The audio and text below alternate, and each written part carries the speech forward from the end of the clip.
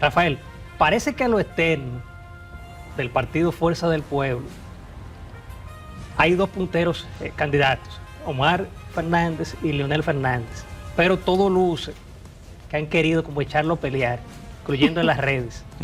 La posición al respecto.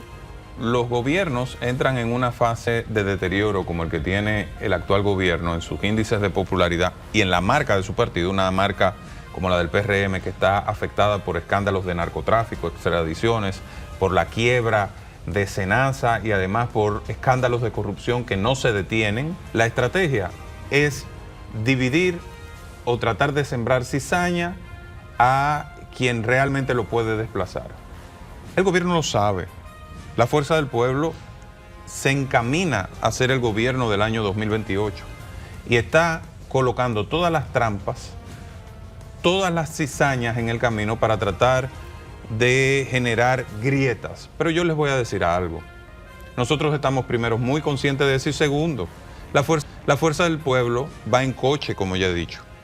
Tiene en sus filas al estadista con mayores realizaciones, el impulsor del Metro de Santo Domingo, el padre de la constitución más moderna que ha tenido la República Dominicana, y ahí es que ellos y nosotros somos diferentes, porque nosotros no sucumbimos ante los intereses mezquinos. Bien, la entrevista del Telematutino 11, gente importante, que vienen a tratar temas importantes. Nos acompaña la mañana de hoy el licenciado Rafael Paz, miembro de la dirección política y presidente del Distrito Nacional del Partido Fuerza del Pueblo.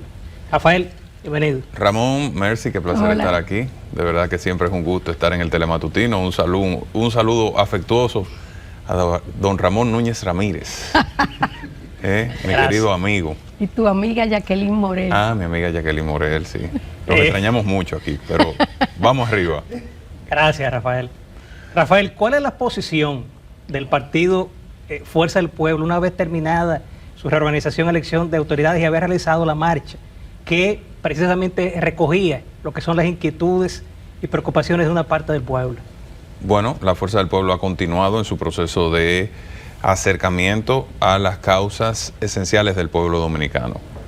No solamente denunciando problemas esenciales, como ustedes lo recordarán perfectamente, haber destapado el enorme fraude en contra de los pobres dominicanos, el crimen de lesa humanidad más bochornoso que se ha cometido en la administración pública, que es el caso Senasa, sino constantemente proponiendo soluciones a los problemas nacionales.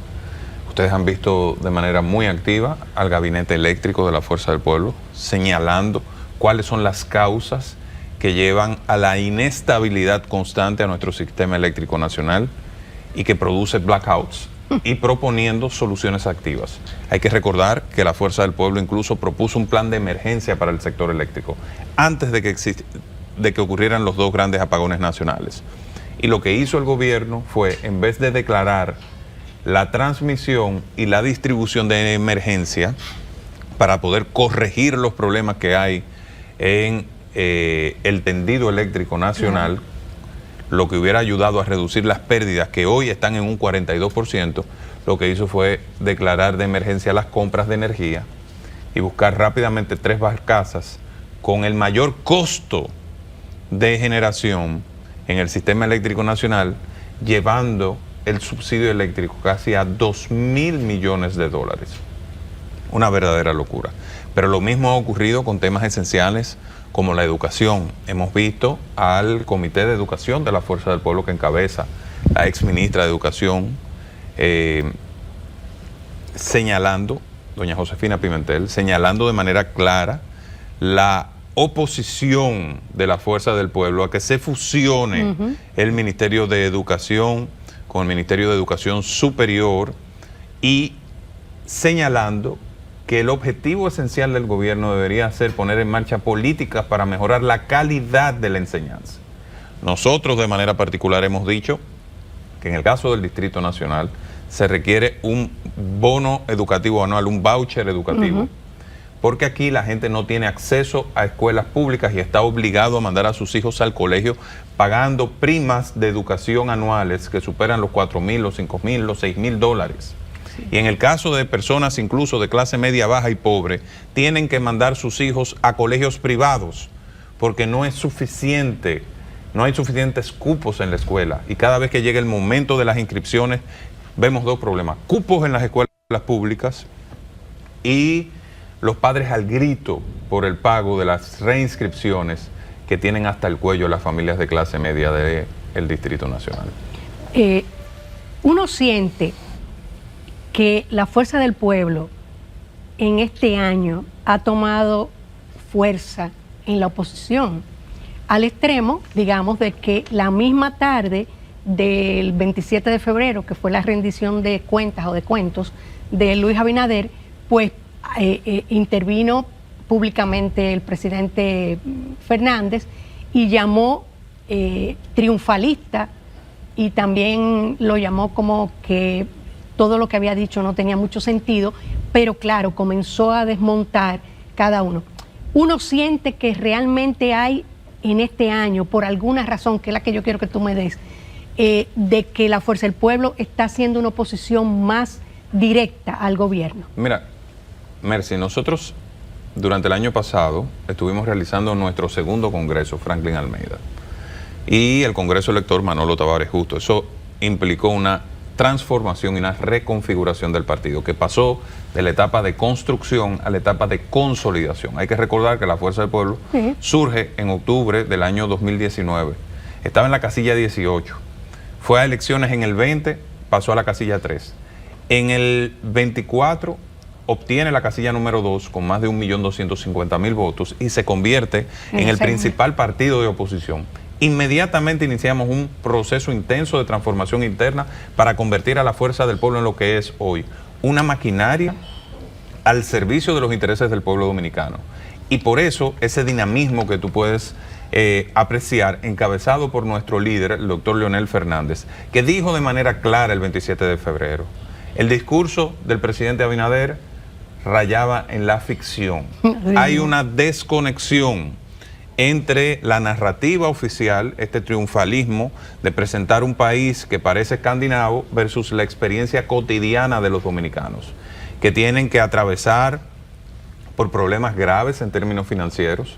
El año pasado tuvimos el mayor índice de morosidad en los productos bancarios, personas que para poder pagar el préstamo tienen que tomar adelantos de su tarjeta de crédito y viceversa, que no pueden pagar en las fechas establecidas, que tienen que recurrir a préstamos privados para poder pagar sus tarjetas o pagar gente que se está endeudando para comer en la República Dominicana. Una verdadera tragedia para la clase media y para las clases populares. Pero en adición a eso, un año donde tuvimos el mayor frenazo de la economía dominicana. Sí. El sector construcción tiene 5 trimestres decreciendo en la República Dominicana. Eso equivale a una recesión sectorial de uno de los motores productivos de la República Dominicana. Pero además de todo, tuvimos un año de divisas récords provenientes de exportaciones, de turismo, de inversión extranjera, y un año donde se tomaron préstamos récords además, pero la economía apenas creció un 2.1%. Que Andrés Dabuarre señala que finalmente es un 1.8%, porque hay una sobreestimación del desempeño de la banca en un año donde los préstamos bancarios no aumentaron, sino por debajo del crecimiento histórico. Siempre han crecido doble dígito. El año pasado crecieron un solo dígito.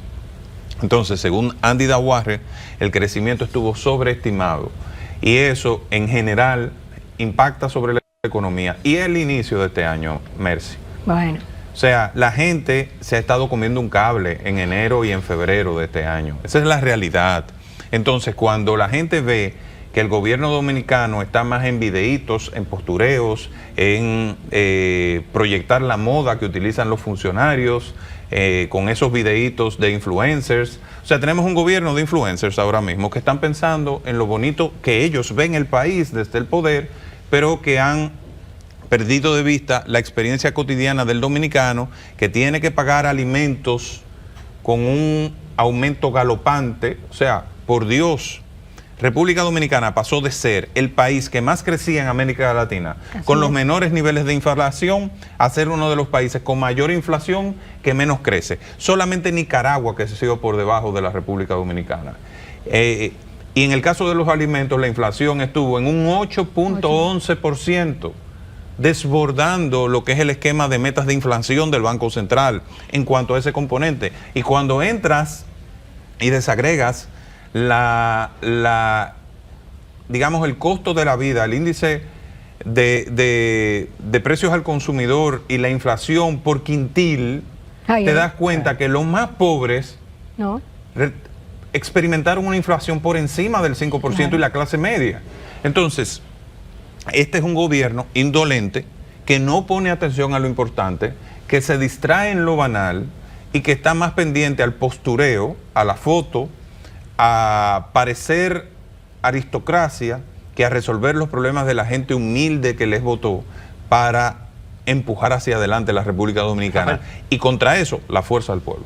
Rafael, parece que a lo externo del partido Fuerza del Pueblo hay dos punteros candidatos, Omar Fernández y Leonel Fernández, pero todo luce que han querido como echarlo a pelear, incluyendo en las redes. La posición al respecto y la temática del partido en este sentido. Mira, Tú hiciste un tuit a propósito de eso. Sí. Cuando los gobiernos entran en una fase de deterioro como el que tiene el actual gobierno en sus índices de popularidad y en la marca de su partido, una marca como la del PRM que está afectada por escándalos de narcotráfico, extradiciones, por la quiebra de Senasa y además por escándalos de corrupción que no se detienen, y un programa hermano de esta cadena reveló lo que ha ocurrido, por ejemplo, con el Hospital del Ceibo.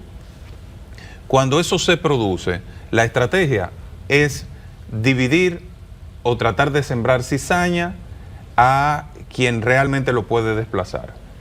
El gobierno lo sabe. La Fuerza del Pueblo se encamina a ser el gobierno del año 2028 y está colocando todas las trampas, todas las cizañas en el camino para tratar de generar grietas. Pero yo les voy a decir algo. Nosotros estamos primero muy conscientes de eso y segundo, la Fuerza del Pueblo va en coche, como ya he dicho. Tiene en sus filas al estadista con mayores realizaciones, el impulsor del Metro de Santo Domingo, el padre de la constitución más moderna que ha tenido la República Dominicana, quien transformó el sistema de administración financiera del Estado y quien impulsó una de las obras de gobierno con mayores transformaciones físicas en la República Dominicana. Programas de becas de excelencia, programas de excelencia estudiantil, o sea, la modernización del Estado Dominicano, y además de eso tiene una estrella en ascenso en el firmamento político que conecta emocionalmente de forma profunda con el pueblo dominicano, que es mi amigo y mi hermano Omar Fernández. Y ellos dos son padre e hijo y tienen una relación muy cercana, muy estrecha. Sí. En cada momento de dificultad, esa relación ha probado estar por encima de intereses mezquinos. Y ahí es que ellos y nosotros somos diferentes, porque nosotros no sucumbimos ante los intereses mezquinos. Bien, Rafael, con tu permiso, los amables televidentes, nos vamos a una pausa comercial. En breve volvemos con la entrevista estelar del Telematutino 11. Seguimos en nuestra entrevista con nuestro querido amigo Rafael Paz. Rafael, siguiendo el hilo de los obstáculos y de las intenciones de desacreditar, el año pasado, a fin del año pasado, se volvió con el expediente Quirino. El mismo tema, ponerlo a hablar por un programa de radio pidiendo el pago de la supuesta deuda. Ese es uno de los argumentos que cada cierto tiempo se saca. Sí, ellos han... Eso es parte de un esquema más amplio que busca manufacturar una tasa de rechazo que ellos viven pregonando sobre el presidente Leonel Fernández, que yo he dicho de manera clara que la tasa de rechazo de Luis Abinader hoy es más alta que la tasa de rechazo de Leonel Fernández. Y eso lo digo y lo reitero. Y eso de Quirino es una mentira que nosotros desmontamos de forma clara, porque demostramos que en los gobiernos donde Quirino tenía la máxima influencia, fue en los gobiernos del PRD, que tan pronto Leonel Fernández llegó a la presidencia, fue extraditado a los Estados Unidos, a pesar de haber sido requerido mucho tiempo antes, y su imperio fue destruido. Entonces, con un conjunto de mentiras y falsedades y alegatos sin fundamento, tratan de ponerlo constantemente como si fuera un cuco. Ahí no hay cuco. Ahí no hay cuco. Eso es como aquello de que la verdad es como el corcho, termina flotando en el tiempo. Y la gente se ha dado cuenta que eso no fue otra cosa que un intento de demoler moralmente al presidente Fernández, que como ave fénix ha resurgido, y eso quedó completamente desplazado. Lo otro es una construcción falsa alrededor del argumento de la Barrick y el famoso 3%. Los especialistas han demostrado que ese argumento no tiene solidez. El Estado Dominicano siempre, desde la firma original de ese contrato, iba a recibir una alta proporción de recursos, cercana al 50%, y otra cosa constantemente repetida es lo que yo denomino una de las mayores falsedades de la historia dominicana, uno de los argumentos más mentirosos, y es lo de las empresas del Estado. En el momento en que Leonel Fernández se juramenta como presidente en el año 1996, todos los partidos políticos, el Partido Reformista, el Partido Revolucionario Dominicano y el PLD, estaban todos de acuerdo y habían planteado en su programa de gobierno, en el caso del PRD y el Reformista, privatizar las empresas públicas. No capitalizar. No capitalizarlas, que fue lo que hizo el gobierno del presidente Fernández. ¿Qué es capitalizar? El Estado mantiene la propiedad y busca inversionistas privados que corran el negocio. Desde allá hasta aquí, esas empresas han multiplicado su valor casi por 10 y le han generado más de $1.000 millones en beneficio al Estado Dominicano. Claro que sí. Eje-Jaina sigue siendo en mayor proporción en las acciones clase A propiedad del Estado Dominicano. Eje-Itabo sigue siendo en un 51% propiedad del Estado Dominicano. Molinos Modernos sigue siendo en un 51% propiedad del Estado Dominicano. Los terrenos del CEA que no vendió el PRD y que no ha vendido el PRM siguen siendo propiedad del Estado Dominicano. ¿Qué no funcionan? Muchos de los ingenios. ¿Por qué? Porque todos esos ingenios respondían a una lógica de cuotas preferenciales establecidas por los Estados Unidos y que se cayeron porque el PRD en el gobierno de Jorge Blanco y de Salvador se dieron la posición en un mecanismo llamado G-Placea, donde se negociaban las cuotas azucareras, y República Dominicana, de 1 millón de toneladas cortas de azúcar que exportaba a Estados Unidos, que suplía el 50% del azúcar que consumía ese país, se le redujo la cuota a 250.000 toneladas cortas. Es decir, se achicó a un 25%. Y eso hizo que la industria azucarera dominicana se fuera por la cañería. ¿Qué pasó? Esos ingenios se convirtieron en nóminas improductivas que cargaban el presupuesto nacional. ¿Se vendieron los ingenios? No, incluso en el caso de los ingenios ni siquiera se vendieron. Se arrendaron, es decir, se alquilaron por un tiempo. Y obviamente no iban a tener el mercado amplio y la mayoría no iba a funcionar. Entonces, ¿qué hizo el PRD cuando llegó Hipólito? Se rifaron los terrenos en Monteplata, y puedo hablar claro, entre los dirigentes del PRD y los guardias de ese gobierno, se distribuyeron la mayoría de las tierras de Monteplata, y eso pasó, que eran las tierras del ingenio Río-Jaina. Entonces, y eso pasó a escala nacional. Pero todavía el CEA tiene grandes propiedades. Te darás cuenta entonces, y quedará demostrado a nuestros queridos amigos, que ese argumento de que las empresas públicas fueron vendidas y que se entregó el patrimonio nacional y regalado, es cierto solamente en un cerebro de un conjunto de personas que no han estudiado el funcionamiento del Estado dominicano y que hoy con su pobre desempeño demuestran lo que son. Rafael, un artículo cuyo título fue El cohete y la nevera, la oportunidad perdida del 27 de febrero. Uno hace su propia interpretación, pero me gustaría escuchar la tuya. Bueno, ese artículo, que es un análisis del discurso del presidente de la República, donde hacemos un contraste, y agradezco siempre a Diario Libre su apertura por compartir nuestras opiniones en su prestigioso medio, un contraste entre el mundo de maravillas que presenta el presidente en su discurso, hablando de cohetes espaciales, cuando la experiencia cotidiana del ciudadano dominicano realmente no se asemeja a eso que él plantea. El bajo crecimiento de la economía, la reducción de la inversión pública como motor del desarrollo nacional y del crecimiento económico, la falta de dirección con un zigzagueo constante y además de todo,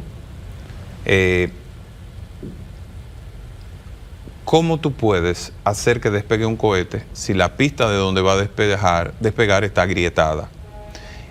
Y lo que señalo es que por la falta de inversión pública, el alto endeudamiento del Estado, la expansión brutal del gasto corriente, se está afectando de manera directa no solo la vida de los dominicanos, sino el potencial de desarrollo futuro del país.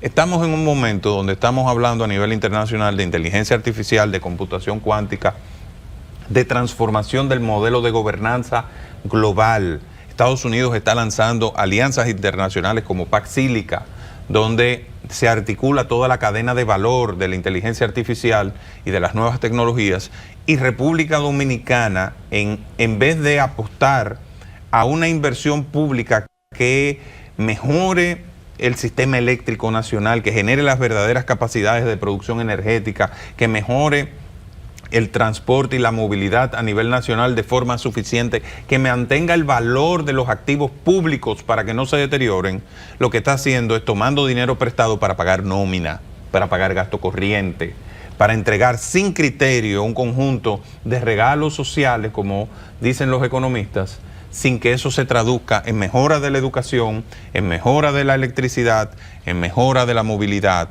Y esa es la dicotomía que existe entre el cohete de Luis Abinader y la nevera vacía del pueblo dominicano.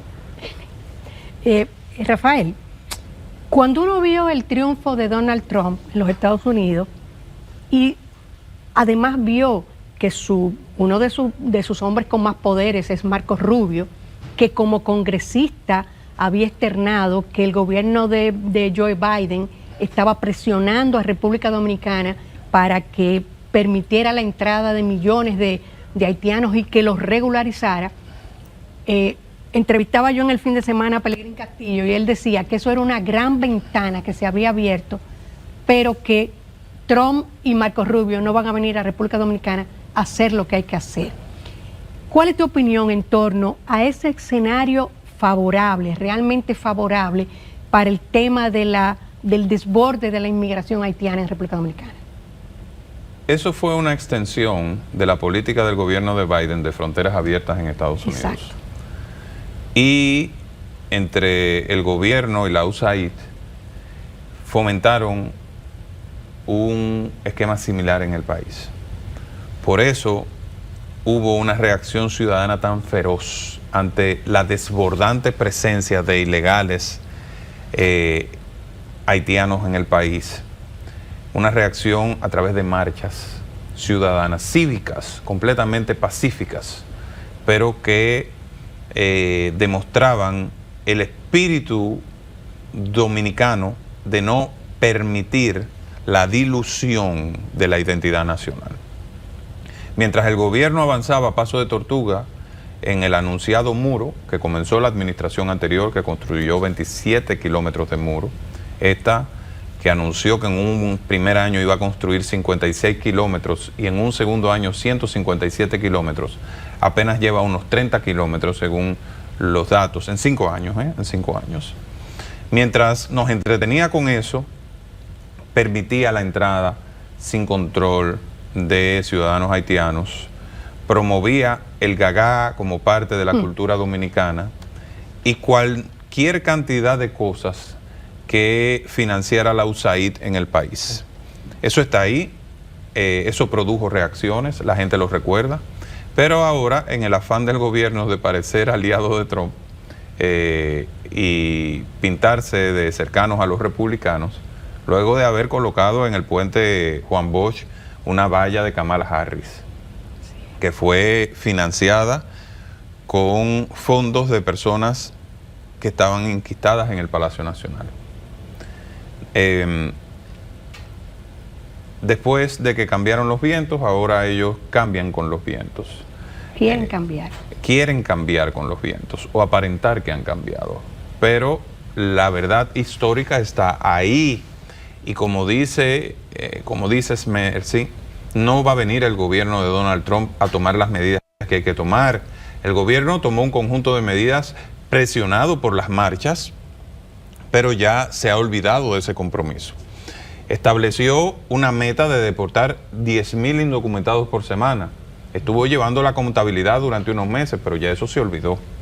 Ya eso se acabó. Ya la Dirección de Migración nos reporta la cantidad de personas deportadas. Y nosotros decíamos que esa meta había que triplicarla, que el país tenía que en un plazo de 2 años deportar a 2 millones de haitianos que estaban presentes en la República Dominicana de forma ilegal y que teníamos todo el derecho de hacerlo. Llamado, que reitero en este momento, a la Presidencia de la República y a la Dirección General de Migración. Rafael, hablemos de economía, porque justamente partiendo, después que el año 2020 tuvo la pandemia, el país no se ha recuperado y todavía el pasado año 2025 realmente se desplomó como afecta el tema de la vida diaria. Sumándole a eso, ahora este tema básicamente de la economía global, con el aumento del petróleo, que se quiera o no pudiera afectar aquí en la República Dominicana. Sí, la inflación es un dolor de cabeza de la mayoría del pueblo hoy. La gente ha sentido en las costillas el aumento de los productos. No estoy hablando solo de la gente de escasos recursos. La clase media dominicana está pasando calamidades en este momento.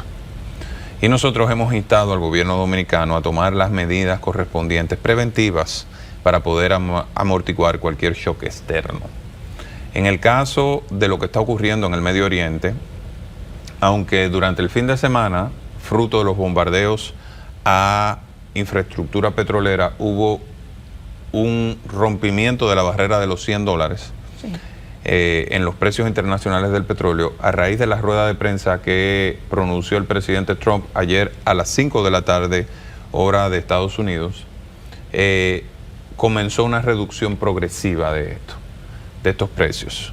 Y las bolsas comenzaron a reaccionar de manera positiva también. Comenzaron teniendo pérdidas, pero cerraron con números, digamos, con tendencia hacia arriba nuevamente. Parecería que según las proyecciones que hace el gobierno norteamericano y en la guerra, las proyecciones no necesariamente son certeras porque hay muchas contingencias. El escenario internacional alrededor de los combustibles, aunque hayan confrontación bélica, no va a estar afectado, porque Estados Unidos está garantizando el tránsito por el estrecho de Hormuz de los cargueros petroleros. Y está dando garantías de aseguramiento a los barcos, porque las firmas aseguradoras, al entrar en conflicto estos países en Medio Oriente, retiraron los insurance, los seguros de los cargueros, y sin seguros los barcos no pueden atracar en ningún puerto a nivel global. Entonces Estados Unidos dispuso de un mecanismo a través de uno de sus fondos para garantizar los seguros de los barcos a nivel global y que no se impactara el flujo logístico de transporte por este conflicto bélico. Y con su armada está protegiendo los cargueros en el estrecho de Hormuz. Eso es lo que ha dicho el gobierno norteamericano. Vamos a ver qué tanto esto se sostiene, porque a nadie le conviene tener volatilidad en el mercado de los combustibles, sobre todo a países como nosotros que somos importadores netos. Exacto. República Dominicana se ha beneficiado de un ciclo económico internacional que son altos precios en el oro, Así mismo. que es una exportación de República Dominicana, y bajos precios en los combustibles, que es la principal importación de República Dominicana. Si ese ciclo se altera, entonces estaríamos recibiendo un deterioro de componentes importantes de nuestro sector externo, cosa que no ha pasado. La última vez que República Dominicana tuvo un entorno internacional adverso en términos reales, Sí, la crisis global del... fue la crisis global del año 2009 que le tocó administrar al presidente Leonel Fernández, y que gracias a Dios el presidente Fernández y esa administración y ese equipo económico logró sacar de la crisis financiera del 2003 a la República Dominicana, porque imagínense ustedes lo que hubiera pasado si nosotros hubiéramos llegado con una economía nacional deteriorada al momento de ese shock internacional. No solo fue la buena gestión del 2009, fue haber reconstruido la economía en el año 2004, que salvó a República Dominicana de uno de los mayores momentos de calamidad. Bien, Rafael, solo nos queda agradecer tu participación y que vuelva pronto. Vamos a tener que volver aquí o a propuestas, porque nos quedaron muchísimas preguntas, pero también abarcamos, creo que prácticamente todo. Para mí es un placer estar con ustedes aquí y compartir con el pueblo dominicano. Seguimos.